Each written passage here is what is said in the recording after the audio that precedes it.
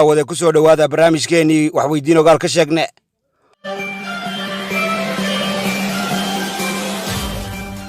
qodobada war iyo waxaan idinka hayno careedag waxa ugu dooroon laba jabhadood oo heshiiyay Abiy Ahmed dagaalada isku dheerdhalay ee dalka Itoobiya iyo TPLF oo sheegtay in loo dabamaray maqale saajinadii Suudaan oo heshiis dawaada ku kala duugtay igraan tahliil oo kol labaad al-shabaab loo sibir saaray iyo Fahad Yaasiin oo noqday xalay dhalay TPLF oo kicin weyday maryacalas danaakilah iyo oramo tiro badan oo tawawac la tuban jidadka Mareykanka wadaad xaramka tujin jiray oo la arkay isaga oo jaasaya iyo Khalifa Xaftar iyo Sayf al-Islam Qadaafi oo looga jadeer wacay inay haansadaan talada dalka Liibiya wararkaasi iyo warar kale oo dheeraad ah ayaanu idin haynaa ku soo dhawaada barnaamijkeena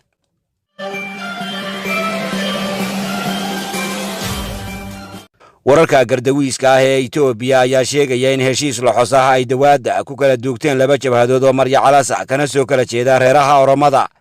iyo Bashaanguul kuwaas oo kamid ah qoomiyadaha sida qobtalka isugu tolan ee dalka Itoobiya waxay sheegeen inay dagaal isku bahaysteen kaas oo ay kaga soo horjeedaan xukuumadda dhexe ra'iisul wasaare Abiy jabhadda Oromiya ee Oola iyo jabhadda xoreynta Gumuska ayaa ka dhawaajiyeen la joogo xilligii la iska kicin lahaa xabashida iyo Oromka yar ay wataan labadan jeerood ee midoobay ayaa la sheegay inay durba bilaabeen weerar ragaada ah oo ay ku ekeeyeen gobolka Kamashi ee dalka Itoobiya waxaa lagu soo warramayaa inay wadaan dabra weerar salka ku haya isirnacayb iyo mid qoomiyadeed weli waxaynu ku jirnaa wararka Itoobiya afayeenka gaaraya cunta Tigray ee TPLF Getachew Reda ayaa sheegay isaguna in dad iyo dunyo wixii ay kaga yimaadeen waqooyiga dalka Itoobiya loo dabamaray wuxuu sheegay in magaalada maqale hawada laga wareemayo oo fiidmeeraha aanay cidina wadin ay ka qadhaabanayaan kuwaas oo ay Abiy Ahmed u soo daba ka dhiibeen buu yiri dawladaha Turkiga Iiraan iyo deegaanyada Danbeeyey ee Shiinaha wuxuu sheegay inay dad badan iladeen oo meesha laga geystay xasuuq baan oo aan loo aaba yeelin kaas oo uu sheegay inaan la isaga hadhi doonin awli wararka dalka Itoobiya dagaal qaraadho bilaawuhu dhiig ma tagay ayaa iyaguna dharaarahan ka durfaan dhabaya deegaanada Amxaarada iyo Canfarta ee waliba kambalka u saaran ceelka Addis Ababa dirirtan oo timi markii ay TPLF iyo jabhadda Oromada ee Oola oo isgarabsanaya ay cagta mariyeen duulka Amxaara la yiri taasoo iyana keentay inay isu xulubaan docda danaakiisha oo iyaguna u jilib dhigay wararka ayaa sheegaya in Amxaaradu ay jaanta wadhay oo aanay waxba iska reebin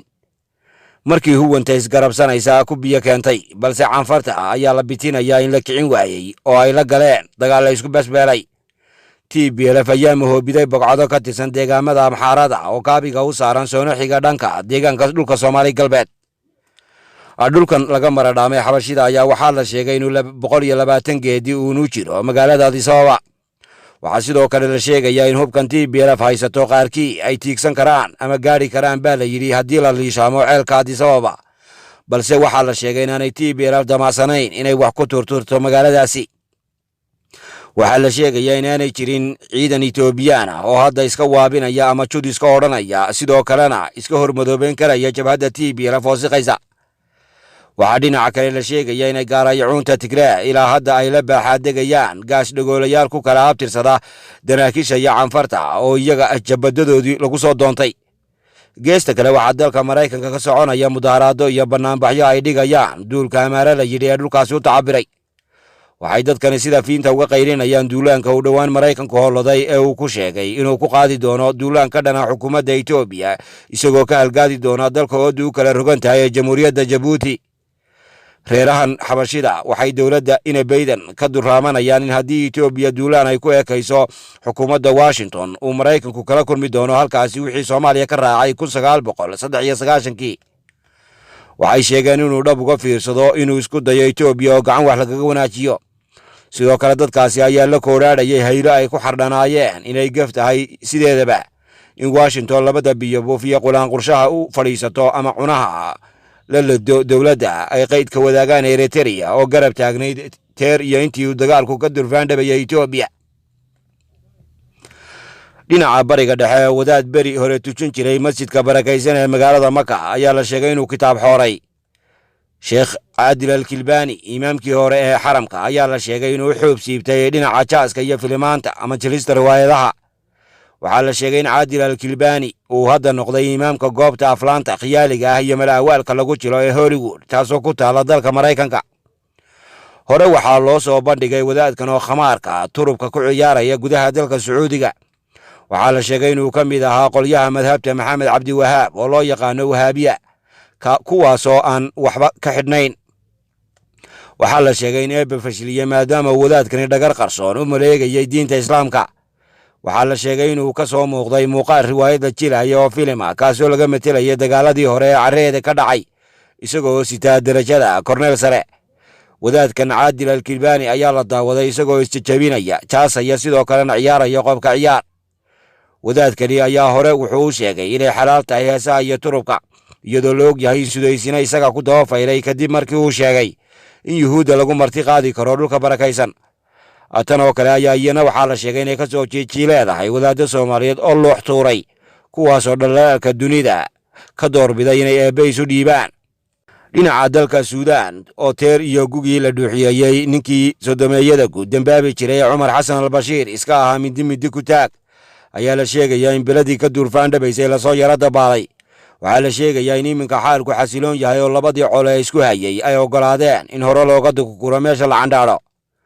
maalintii shalay ayay ahayd markii Cabdifataax al-Burhaan uu ayiday inuu iska celiyo ammaanada wambarkii uu hororsaday kadib kolkuu afgambiyey ra'iisul wasaarihii xukuumadda Suudaan Cabdalla Xamduug, kaasoo aqal madhan lagu ooday. maanta ayaa la arkayay iyadoo magaalada Khartuum uu ku dhex maray heshiis taariikhda geli doono ciidamada dalkaasi iyo ra'iisul wasaarihii talada laga hudiyey. tan ayaa timi markii la sheegay in milatariga Suudaan ay ka laabteen go'aankoodii afgambiga ee ay meesha kaga saareen dowladdii ku meel gaadhka ahayd ee ra'iisul wasaaraha dalkaasi. golaha sare ee ciidamada ayaa ogolaaday in mar kale wambarka maqaarka loo marmariyo ra'iisul wasaare Cabdalla Xamduug. heshiiskan la gaadhay ayaa sidoo kale ogolaanaya in la sii daayo dhammaan maxaabiista u jeebaysan arrimaha siyaasadda. Cabdalla Xamduug ayaa laga dalbaday inuu soo tubo golo wasiiro oo madax bannaan, isla jeerkaasna aanay ciidamada dalkaasi lug ku lahayn, qofna aanu kaga jirin. dhinaca dalka Liibiya wararka ka imanaya ayaa sheegaya in laga gowriyey 2 nin oo meesha ay soo taagay si ay dadka uga duraantaan in lagula itaalo wambarka dalka ugu sarreeya. ninka haysta maxkamadda ciidamada qalabka sida ee dalka Liibiya ayaa ku dhawaaqay inaanu saajinkii hore ee howlgabay una sarreeyay ciidamada dalkaasi ninka lagu magacaabo Khalifa Xaftar gebi ahaanba u ordi karin talada dalka Liibiya. sidoo kale wuxuu sheegay in isagana aanu food soo gelin doonin wiilka doonaya inuu xaalkiisu noqdo meel arka kacaya toor fadhiisay, kaasoo u jeelan baa la yidhi una hamuu qaba inuu xukunkii laga hudiyey duqii dhalay ee Muammar al-Qadaafi ku dagiigsado.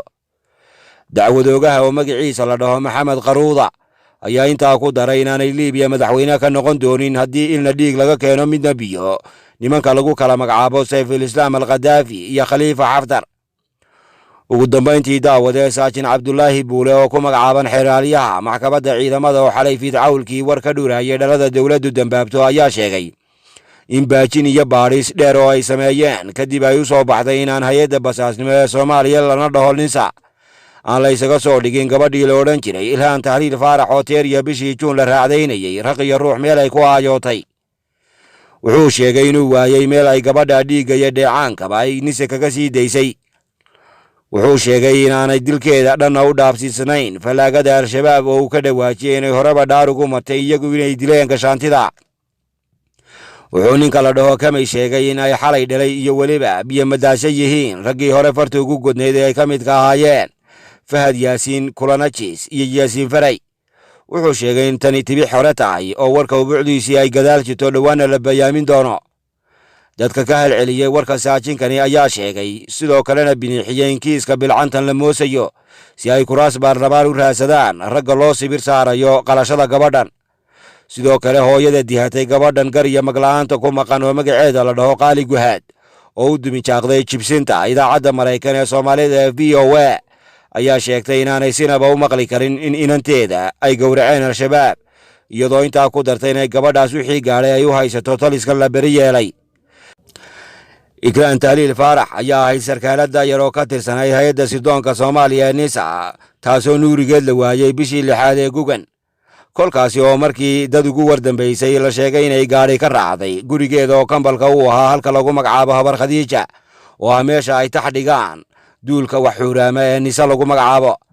dadka qaba in gabadhaasi gacanta niso ku baxday waxay tibaaxeen inay sababsatay ama la isaga soo dhigay xog ay u dabaka dhiibtay sirdoonka Britain oo ku saabsanay dilkii gudoomiyihii gobolka Banaadir lagu gaban waray injineer Yariisow. intaa waranay waxaanu ku darnay moogin wax weydiin ogaal ka sheegnay waa Maxamed Aadan Dire tan iyo kulanti dambe nabadgelyo iyo nooli kulante.